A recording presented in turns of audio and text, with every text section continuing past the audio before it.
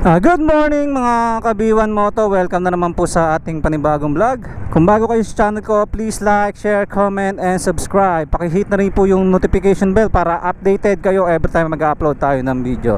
For today's vlog is pag-uusapan natin yung advisory o yung bagong update sa apps ni Grab regarding dun sa GrabFood job masking. So bali ano ba tong GrabFood job masking na binigay ni Grab sa mga rider? So mainit-init pa tong issue na to, kaya naisipan ko i-vlog. Starting September 5 sa Monday is magsisimula na job masking ni Grab. Itong job masking na to is magsisilbing penalty dun sa mga rider na mahilig mag-cancel o madalas mag-cancel ng mga orders sa food, para dun sa mga mabababa yung completion rate nila, below 75%. Lalong-lalo na dun sa mga below 75% ang mga completion rate nila o dun sa mga orders na kinakancel nila. So para to dun sa mga rider na mahilig mag-cancel. Bali dito is at yung opinion ng mga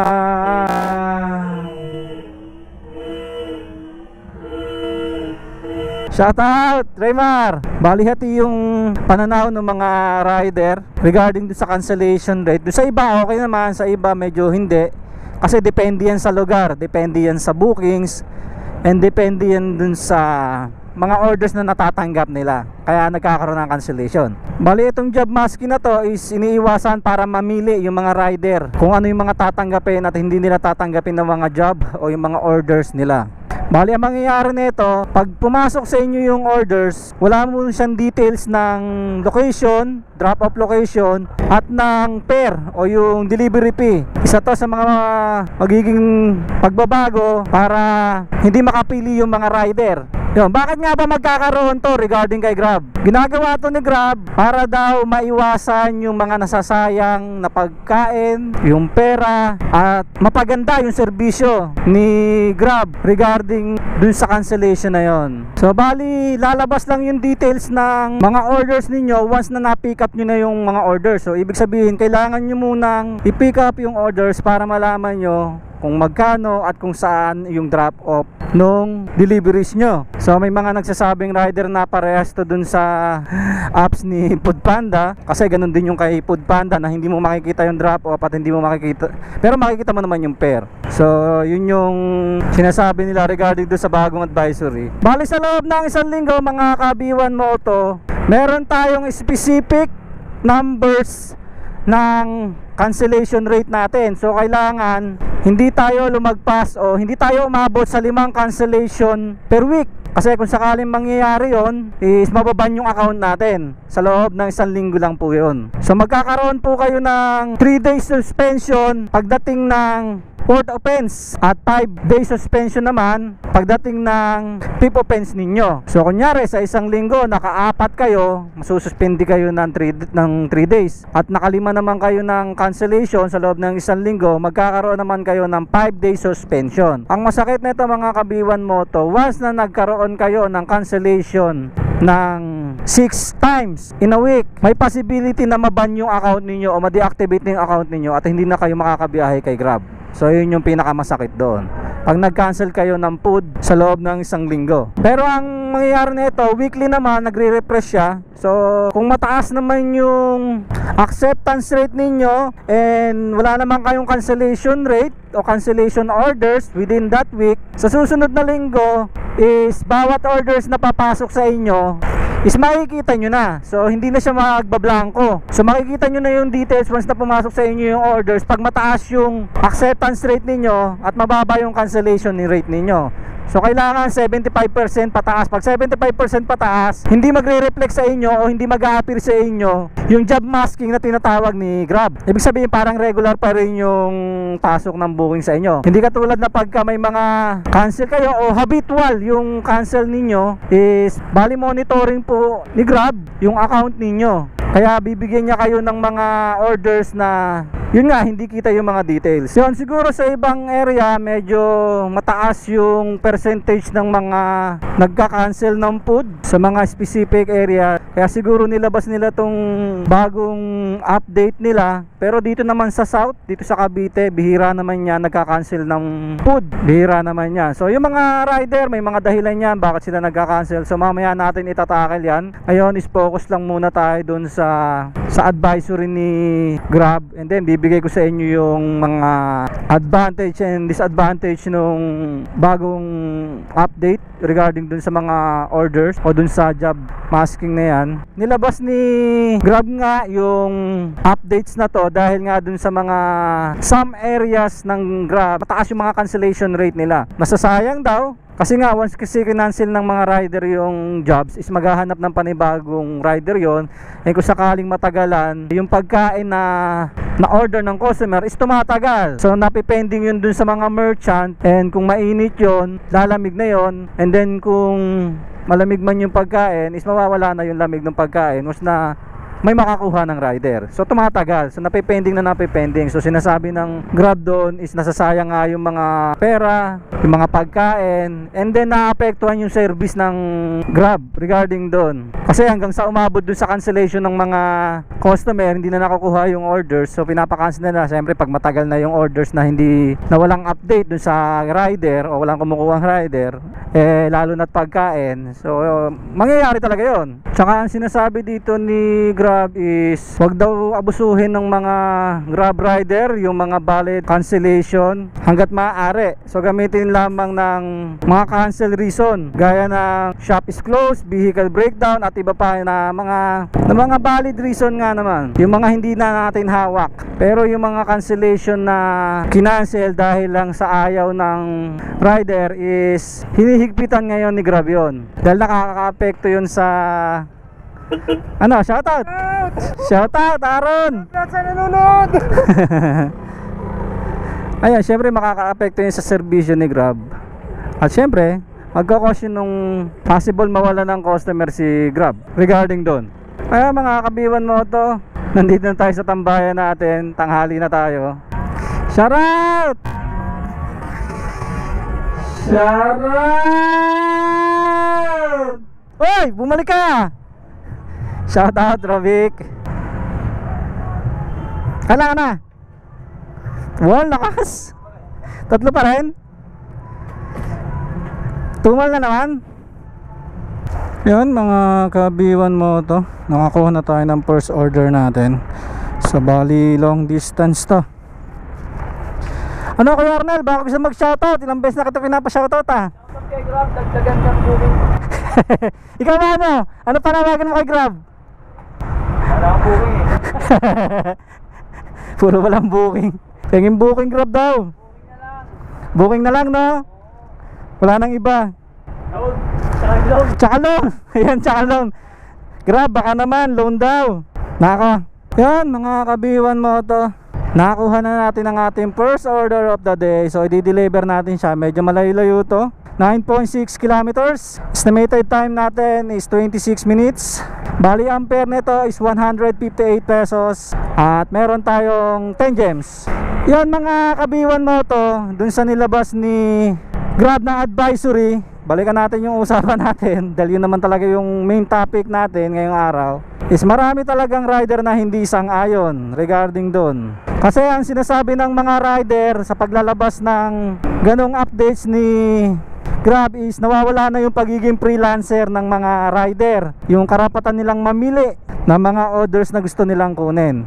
So bakit nga ba nila tinututulan, o bakit ba sila hindi sang-ayon dun sa job masking na yon regarding dun sa mga cancellation ng mga orders natin?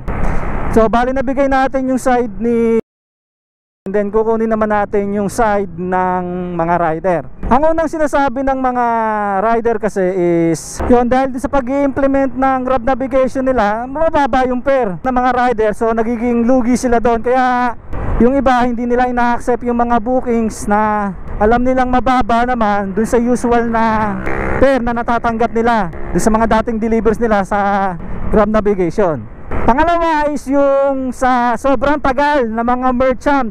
Sobrang tagal ng waiting time nila sa mga merchant. So meron kasi kay Grab na mga merchant na sobrang tatagal. Sobrang tatagal ng waiting time nila. Kaya yung iba, pag alam nila na yung merchant na napili nila is talagang matagal yung proseso ng mga orders, so isa yun sa mga dinidecline nila kasi nasasayang yung oras nila. Kasi kung sakaling maghihintay sila ng isang oras sa isang merchant, mauubos yung oras nila, samantalang pwede sila makadalawa hanggang 3 booking sa loob ng isang oras. So ang nangyayari niyan, yung oras na yon nasasayang sa kanila dahil sa paghihintay na matagal sa bawat merchant, samantalang dapat nakarami na sila. Kaya isa din yun sa mga dahilan kung bakit sila nagka-cancel pag dun sa merchant na matatagal ang service, matatagal ang proseso, kinakancel nila yon. Isa yon.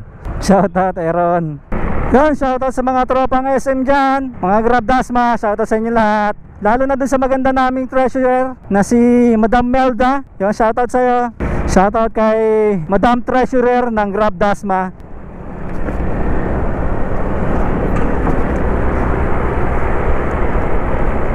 Tsaka dun sa 3 madam natin, kay Melda, Richelle, tsaka kay Jelly. Ayan, yung 3 madam natin dyan sa SM. And ride safe sa inyo. Ride safe sa inyong 3 mga madam. Pangatlo mga kabiwan mo to is yung risk ng area. Meron kasing mga areas o may mga lugar, mga drop off na medyo delikado para sa aming mga delivery rider. Ayaw nila makompromiso yung kaligtasan nila, and sinasabi nila wala naman silang makukuha if in case o hindi sila magkakaroon ng assistant pag may nangyaring masama sa kanila dun sa drop off. So isa yon, pag nakita nila yung lugar, alam naman ng mga rider yan kung ano yung mga piling-piling lugar na delikado para mag-drop ng mga items, o kahit sa anumang delivery rider na may mga lugar talaga sa bawat area na delikado. Mapaumaga man yan, lalo na sa gabi. Yun, isa yun sa mga kinukonsider nila. Isa yun sa mga kinakancel nila. Automatic kasi sa kanila yun, sa amin yun, sa part naming mga rider na once na delikado yung lugar, hindi namin kukunin yan. Kakancelin talaga namin yan. Lalo na dun sa mga talamak na lugar na may mga holdapan, number 1 yan. Hindi namin sinusugal yung mga sarili namin para lang sa maliit na delivery kapalit ng kaligtasan naming mga rider. Lalo na sa may part ng Manila, maraming mga lugar doon na critical area for deliveries para sa mga delivery rider. And then pang-apat mga kabiwan mo to, yung wrong pin, tsaka yung layo ng pick up, tsaka layo ng drop off. Lalong lalo na yung sa pag pick up naming mga delivery rider, kasi pag umabot ng 2 hanggang 3 kilometers ang pick up namin ng merchant, medyo lugi na po kami ron kasi masyado nang malayo yung distansya namin sa pick up, dahil hindi naman po kasi binabayaran ni Grab yung papunta namin dun sa merchant o dun sa store. So ang binabayaran lang ni Grab dyan is yung layo ng pick up sa layo ng drop off. Kaya ang mangyayari doon, kung sakaling malayo yung pick up namin and then malayo yung drop namin, so mababa yung fare, so lugin-lugi kami ron.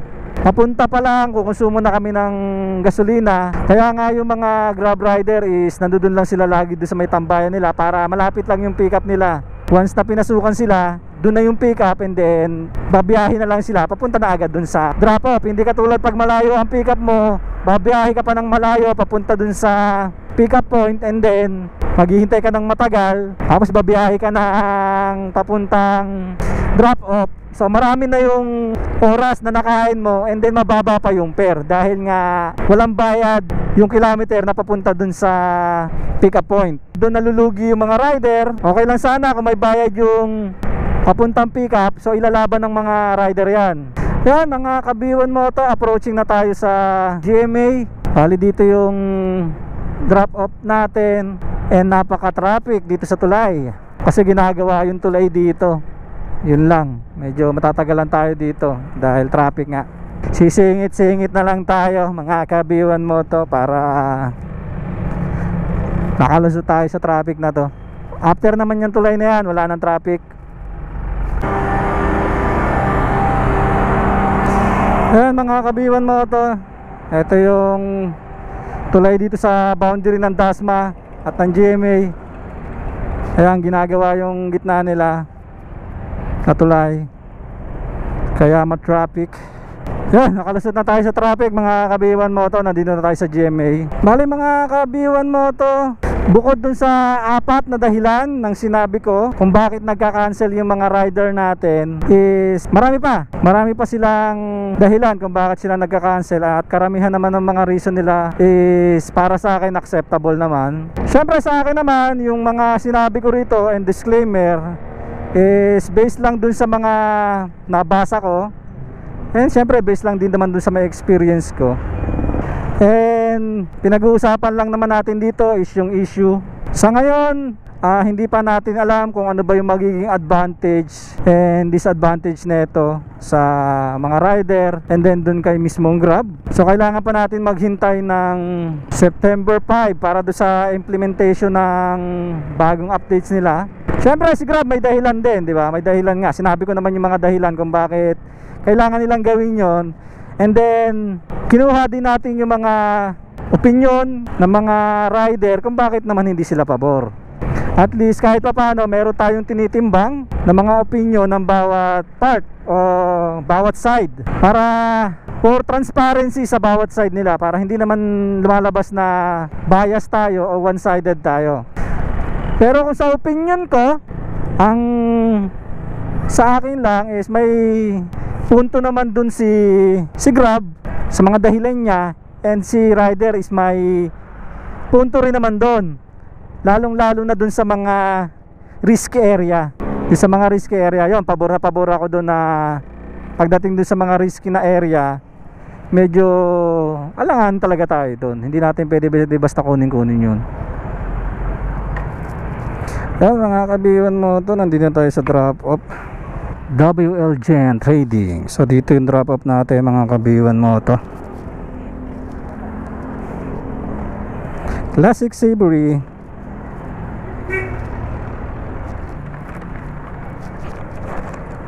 Excuse po, Jen Pongpong po. Sa kabila. Dito sa kabila. Saan dito? Saan to boss? Ay dyan. Jen Pongpong. Jen Pongpong po. Ma'am, bayad na. Bayad na po. Bayad na siya ma'am. Sige ma'am. Sige. Bayad na siya. Yun, bali hindi aware si madam na bayad na yung... Bayad na ma'am. Ay, akin na lang po. Ay, salamat ma'am. Thank you po. Ayun mga kabiwan mo to, hindi aware si ma'am na bayad na yung order nila. Nagbibigay siya sa akin ng bayad. Bali 1-1 yung binibigay niya sa akin. Buti na lang mabait tayo. Yun. So dahil mabait tayo, pinigyan tayo ni ma'am ng 100 na tip. Yan. Ganyan lang mga kabiwan mo to, maging honest lang tayo sa kapwa natin. So tignan nyo, dahil sa naging honest tayo, bumalik agad sa atin, di ba? May balik agad sa atin yung magandang ginawa natin, yung pagiging honest natin. So laban lang tayo ng patas, kikita rin naman tayo kahit matumal. Importante, hindi tayo nanlalamang ng mga kapwa natin. Kaya mga kabiwan mo to, na-deliver na natin. So babalik tayo, medyo malayo-layo yung babalikan natin. Ayan, drop ko pala, hindi ko pa pala nadadrop. Kakadaldal ko. Yun, balik kumita agad tayo ng 158 dun sa isang deliver natin. Pero dahil binigyan tayo ng tip ni madam ng 100, so balik kumita tayo sa isang takbo ng 258. So diba? So shoutout kay ma'am dahil binigyan niya tayo ng tip. Malaki yung tip na binigay ni ma'am. So maraming salamat po. And maraming salamat po sa mga customer natin na nagbibigay ng tip sa ating mga rider. Napakalaking bagay po sa amin yan. Ayun, isang biyahe 258, panalong panalo. Yun, dahil binigyan tayo ng tip ni madam. So ipapagas na lang natin to. Yan, pabalik na tayo mga kabiwan mo to ng Dasma. So shoutout dun sa Shell GMA. Hindi ako binigyan ng discount, dapat may discount kami mga rider dun eh. Pero okay lang, wala tayong magagawa. Ayaw nila magbigay ng discount. Yan mga kabiwan moto, huminto muna tayo para mag shoutout tayo. Shoutout nga pala kay Saidamen Sangka. Ayun, maraming salamat Paps.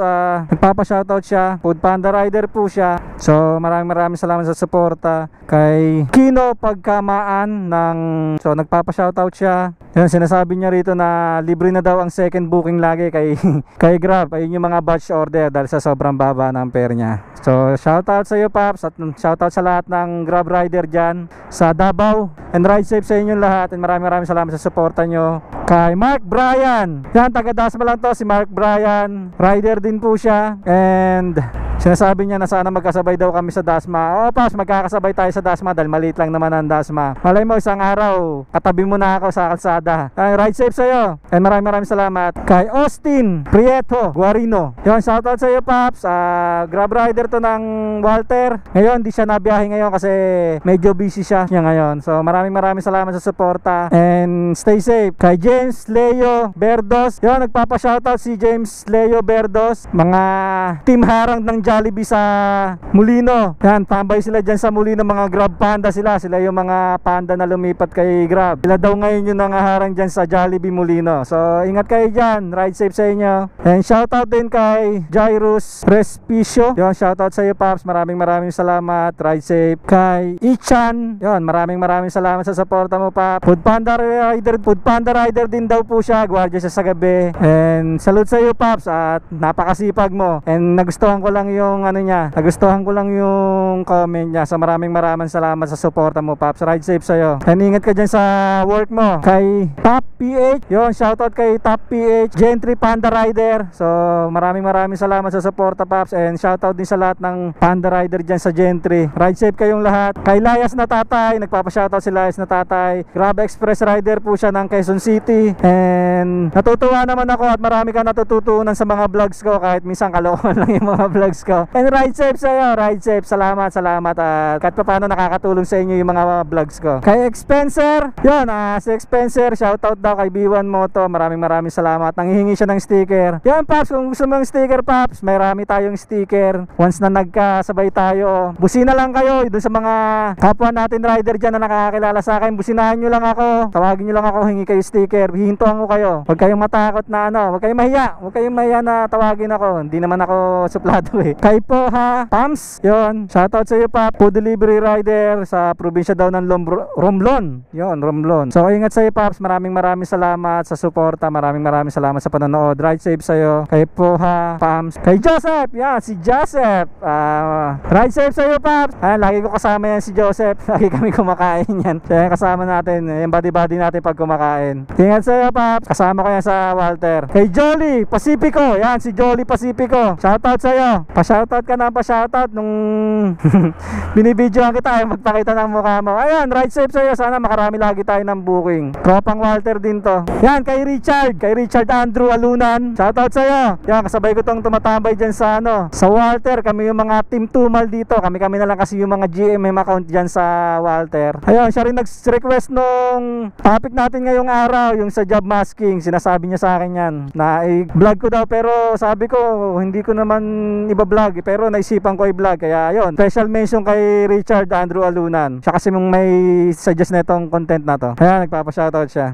Ayan, maraming salamat po. And yan, especially nga pala sa namin yung tatlong madam dyan sa SM, si Jel o Jelly tawag nila, si Madam Richelle, yung secretary namin sa Grab Dasma, tsaka si Madam Melda, yan, yung TikTokers namin sa SM, si Madam Melda, yan, nagpapa-shoutout si Madam Melia. Mga members po sila ng Grab Dasma, yung grupo natin, kasali din tayo dyan. Tayo naman, isang grupo natin is nandito sa Walter, doon tayo tambay, pero magkakagrupo lang po kami yan, yung mga SM, yan. Shoutout ko na rin yung mga lugar, yung mga chapter natin sa Grab Dasma, dyan sa DBB, sa FCIE, dyan sa Langkaan, sa Salawag, Paliparan, sa Litran, SM, Bayan, Santa Fe. Yan, especially dun sa mga taga Walter na dun ako natambay. Yan, sa mga area leader, mga chapter leader, shoutout sa inyo lahat, drive safe sa inyo. Yan, tsaka sa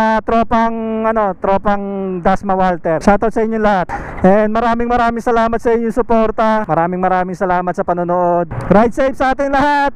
Tsaka yung tropang Paliparan, Ever, yung mga tambay ng Ever dyan sa Paliparan. So shoutout sa inyong lahat dyan.